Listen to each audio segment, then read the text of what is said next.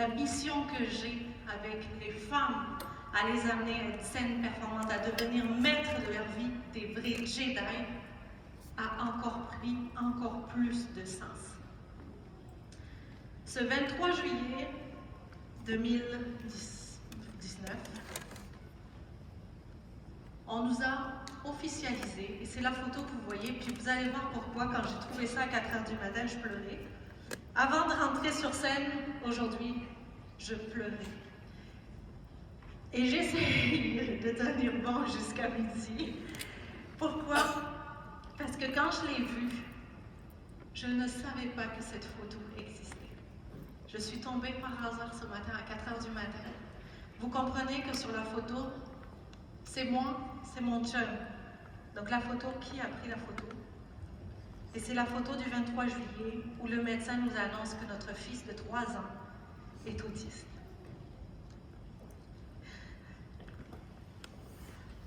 Pourquoi c'est difficile? Parce que cette photo-là, ce matin, à 4 heures du matin, quand je m'en suis rendu compte, puis je me suis dit, aïe, aïe, c'est le moment où on nous dit il est autiste. C'est parce que la photo a été prise par nous. Mon loulou de 3 ans, autiste.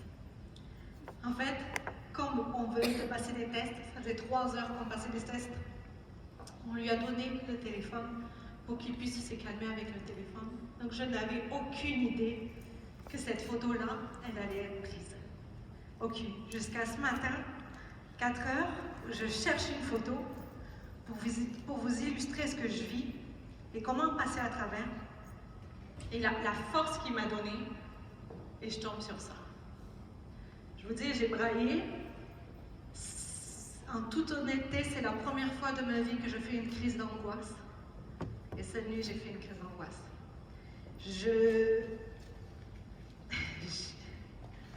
Guillaume, je te regarde, mais j'ai failli ne pas monter sur scène.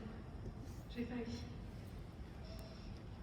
Puis, le pourquoi de maître de ma vie, c'est que je me suis rendu compte que mon fils nous a amené une force incroyable.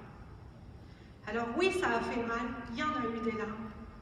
Et c'est le défi d'une vie, parce que vous comprenez bien que l'autisme, c'est pas, il guérira pas de ça, que ça a beaucoup d'implications et qu'on fait des deuils à chaque jour. Alors, on a deux choix quand on a des défis. Soit que tu choisis d'en faire une force et de l'utiliser, soit que tu le subis.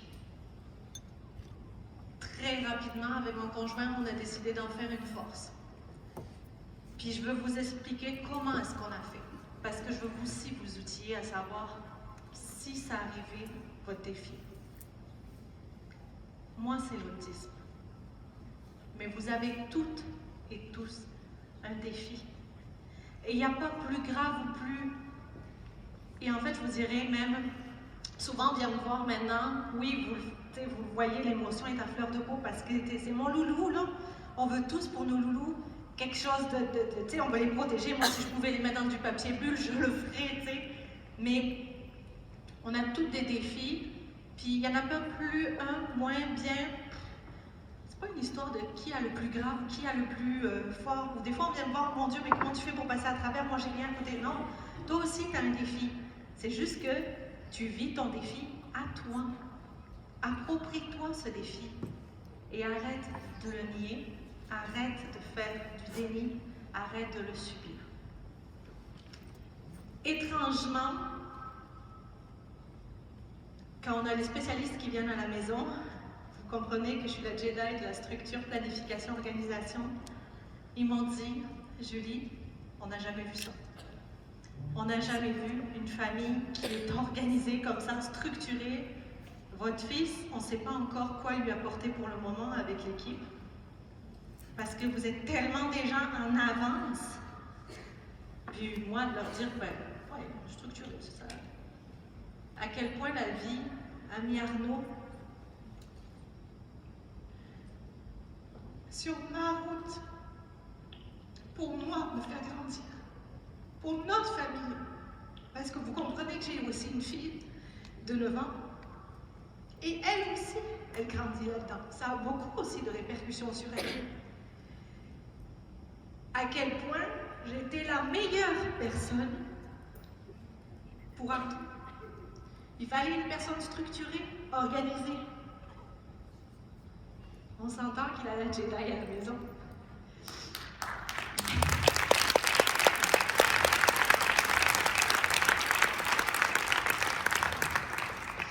Donc,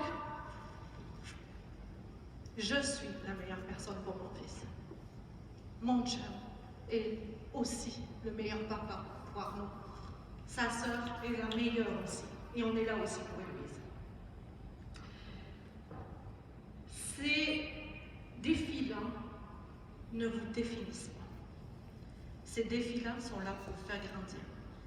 Et souvent, c'est comme, ouais, mais c'est facile à dire, mais quand tu ne l'as pas vécu, ouais, mais non. Vous en avez tous des défis.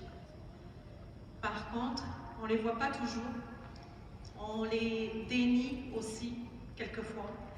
Et on a choisi, pendant 2 jours, après le diagnostic, mon conjoint et moi, on s'est arrêtés.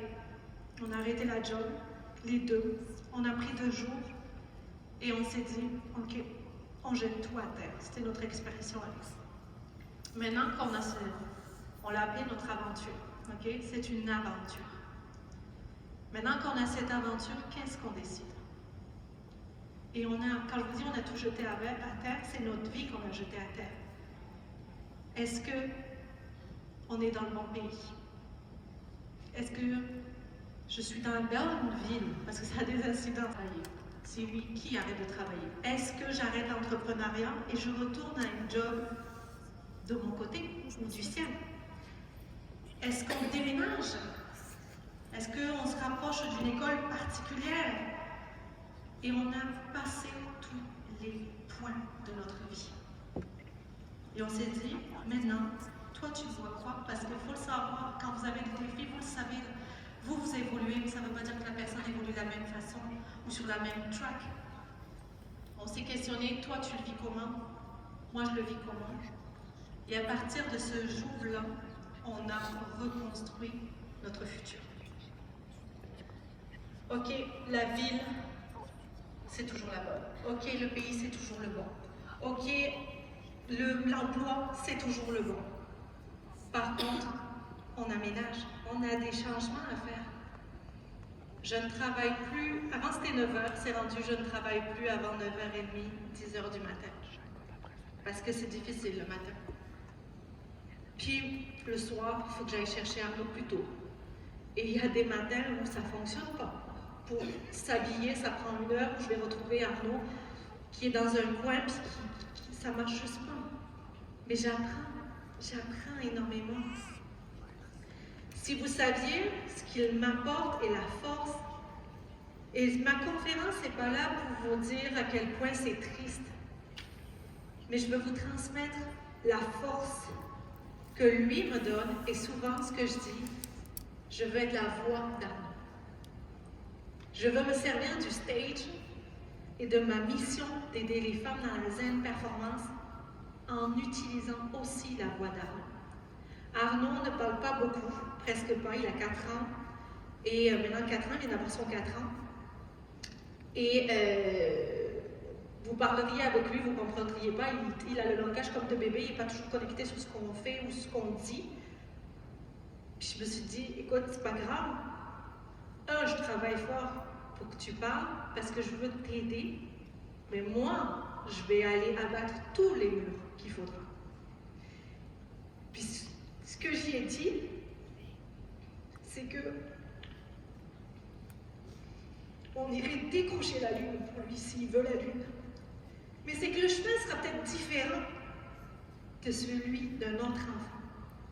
Et cet autre enfant-là, imaginez, j'aimerais aussi à quel point il comprenne que lui aussi, même s'il n'a pas le défi, s'il a un autre défi, si tout va bien, qu'il peut aller décrocher sa lune à sa façon.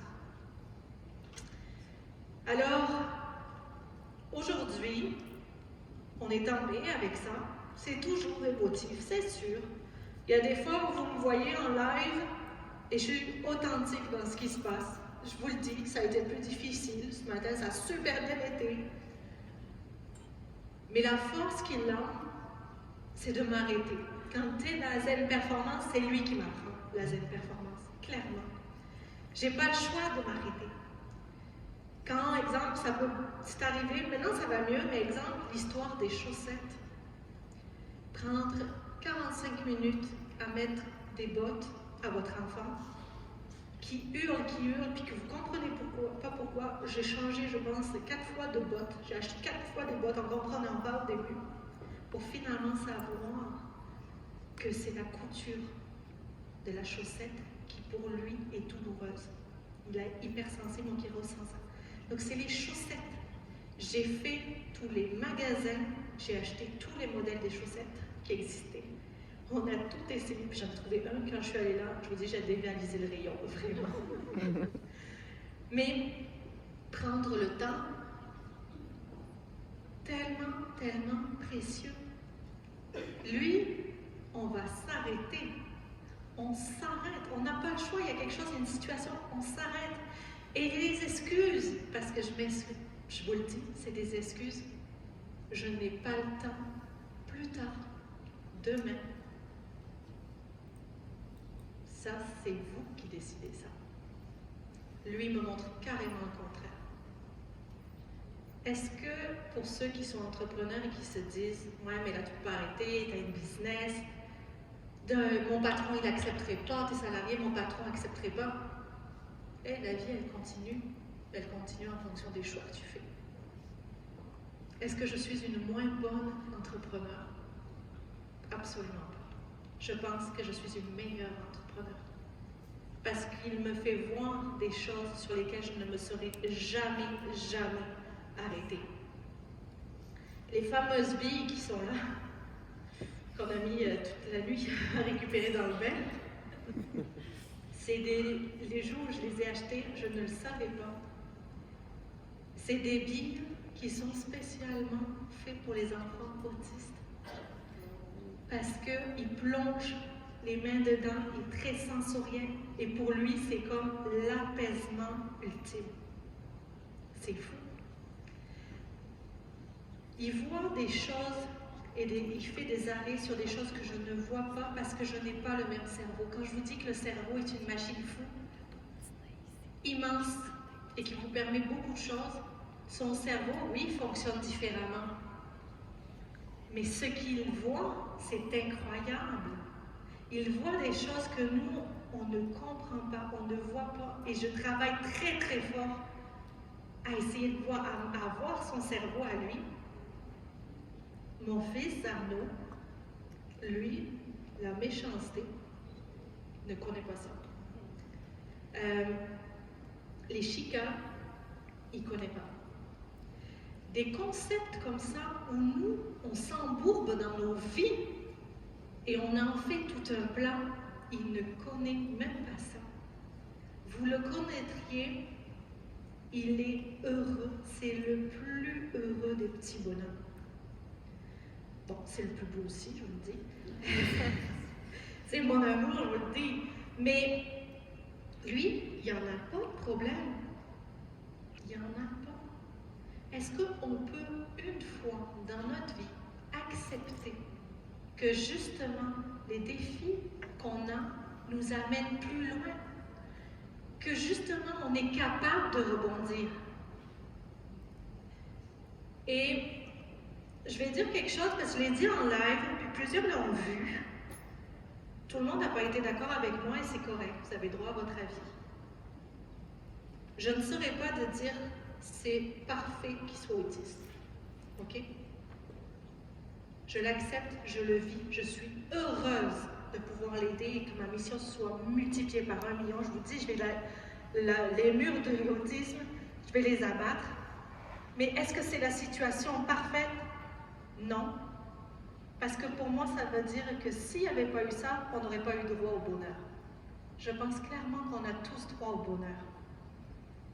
Si on a des épreuves, comment est-ce que tu peux tirer ton nouveau bonheur là-dedans? Comment est-ce que tu peux avancer? Je crois beaucoup à ce que tu penses, ton intention avec ce qui va se passer, visualiser. Il m'est arrivé une situation cet été, pas longtemps après le diagnostic, où j'ai eu une peur par rapport à l'école. Arnaud est un petit garçon qui, la sécurité, il fuit beaucoup parce qu'il est attiré par l'environnement extérieur. Donc, je ne peux pas laisser plus d'un mètre à Arnaud parce qu'il est très grand comme garçon. Il a 4 ans, mais il m'arrive ici, ça vous donne une idée. Donc, il est avec sa force et il s'en va. Donc, j'ai très peur pour la sécurité. Donc, l'école, vous comprenez que c'est dans 1 an, je suis en mode panique. Et là, je me dis, qu'est-ce que tu souhaiterais aujourd'hui? Ben, aujourd'hui, je souhaiterais avoir de l'apaisement là-dessus. Cette journée-là, c'est une journée d'été, j'écris ça dans mon carnet. Je souhaite de l'apaisement par rapport à Arnaud et l'école. Je rencontre quelqu'un au Walmart. Bon, c'est pas forcément la meilleure place, mais dans le sens, je m'en vais au Walmart acheter des chaussettes, encore. On en passe. Il grandit quand même, il faut que je trouve le modèle, vous comprenez, version plus grande. Et j'étais avec ma fille, Héloïse, puis elle aime les chiens. On a un chien, nous aussi, elle aime le chien. Puis elle me dit, donc, mais beau celui-là, et tout ça, il va un monsieur avec un chien. Puis là, je m'approche, ah ben oui, il est vraiment beau, il ressemble au nôtre, c'est la copie conforme, mais noire. Et là, le monsieur, très gentil, commence à parler avec Héloïse. Bon, ben, j'entretiens la conversation. Et ce monsieur m'explique que c'est un chien Mira. Oh, chien Mira. Je ne sais pas pourquoi, depuis que je suis arrivée au Québec, moi, chien Mira, ça m'a toujours comme tenu à cœur. Je ne sais pas si un jour je m'étais dit, tu feras quelque chose là-dedans, ou j'en sais rien, mais j'ai comme un attachement. Tu sais, des fois, il y a des choses comme ça qu'on sent. Et là, parfait. Ben, écoutez, il est super beau, Mira, vous aimez ça? Tu sais, je le questionne et tout, Héloïse aussi. Et là, il me dit, ouais, c'est pour mon fils. Je dis, oh, pour votre fils, d'accord. Il me dit, mon fils, en fait, j'avais très très peur à l'école parce que il a un handicap, puis parce qu'il avait peur qu'il soit rejeté par les autres. Donc, ils ont pris le chien Mira pour que les enfants viennent à son fils. Je dis, oh, c'est magnifique, tu sais, puis je suis comme troublée, puis un peu. Et il me dit, mon fils est autiste. Sur le moment, j'ai comme fait, il me niaise. C'est sérieux, c'est la caméra cachée, tu sais, ça va pas bien. J'ai comme. Puis là, je commence à discuter. Puis il me dit ça. Ça travaille dans ma tête. Puis je me dis, je vais en parler à mon chum le soir. Qui, lui, 3 semaines avant, m'annonce qu'une fois que notre chien actuel ne sera plus là, qui est rendu à 11 ans, il ne veut plus de chien. Donc, j'arrive le soir, puis je dis, j'ai quelque chose à te dire. J'explique la situation. Il me regarde, puis il me dit, on va avoir un chien Mira. Donc actuellement, nous sommes en processus pour avoir ce chien-là. Et vous comprenez que cette journée-là, où j'ai fait la demande d'un apaisement par rapport à l'école et à la sécurité de mon enfant, elle est comblée. Il aura son chien pour l'école. À quel point, tous les jours, vos défis, au lieu d'en faire une barrière, vous les mettez dans votre vie et vous les transformez en une force. Est-ce que c'est facile? Non. Est-ce que c'est simple? Non. Est-ce que c'est parfait? Non, je vous l'ai dit, mon ami, c'est pas parfait. Mais est-ce que ce qu'aujourd'hui il m'apporte, je suis capable de le transmettre? Oui. Aujourd'hui, c'est pour ça aussi que j'étais beaucoup émotive. Puis que je ne savais pas si je rentrerais sur le stage ce matin. Mais je me suis dit, t'as pas le choix, ma belle, parce que tu vas le faire pour Arnaud. Puis tout le monde mérite d'entendre Arnaud. Tout le monde mérite d'entendre cette voix-là et de comprendre que quel que soit le défi, tu dois avancer. Que quel que soit le défi, le choix t'appartient. Arnaud n'est pas avec nous aujourd'hui. J'aurais aimé, vraiment beaucoup. Mais pour la question de maman, maman n'aurait pas réussi du tout à monter sur scène, c'est certain. Par contre, clairement, je vous fais la promesse, Carlo un jour sera sur scène. Parce qu'il a tellement à nous apprendre. Tellement. Donc oui, actuellement, il a 4 ans, ce serait compliqué. Je serais en train de courir entre toutes les tables. Et je serais belle, trop inquiète. Mais il a tellement à nous apprendre. Quand je vous dis entourez-vous de personnes, c'est pas forcément les meilleurs, ceux qu'on voit, les célébrités. Puis j'aime bien dire une chose, vous êtes votre propre célébrité. Mais entourez-vous de ceux qui vous apportent et qui font une différence dans votre